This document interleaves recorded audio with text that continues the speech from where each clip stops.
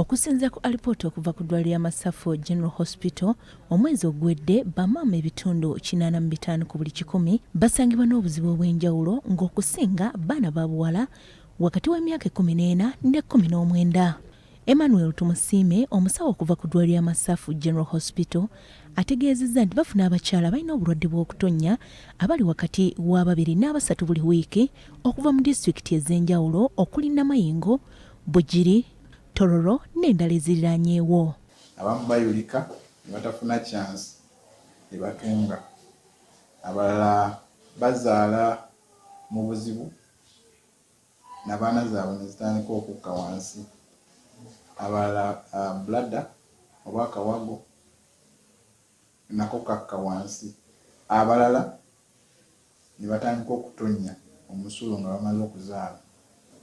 Naye abasinga tebafuna chance egenda oba mu ddwaliro.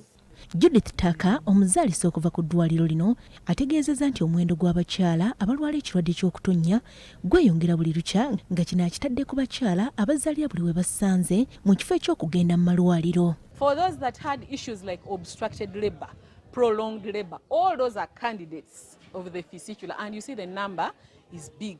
Ono era ategeezezza nti kino kibawalirizza okukwatagana ne Minisitule y'ebyobulamu okutegeka olusiisira nga ku bakyala 40 abakyala 10 balongooseddwa.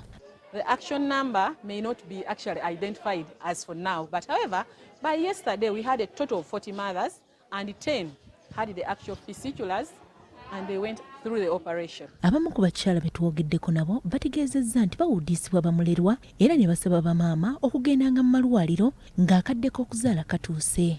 Abalala ensoni nga zibakwata okwogera, abalala obusobozi nga bubeera butono ne bafa nabyo ng'omuntu tasobodde okumujjanjabya.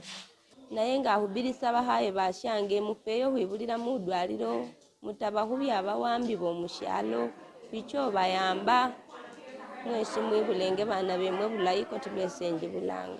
Ate bo abasajja betwogeddeko nabo bategeezezza nti obulwadde bw'okutonnya mu bakyala buviiriddeko obutabanguko mu maka, nga kino kiwaliriza n'abamu ku basajja okuwasa abakyala abalala. Kati ekirwadde ekyo kituleeta munyuka kati oba mukazi wange kituleeta mu nyumba nga tetukwatagana bulungi mu nyumba, kubanga omukazi aba awunya bubi. Ninsobola n'okufuna omukyala omulala olw'ensonga eyo eri mu maka.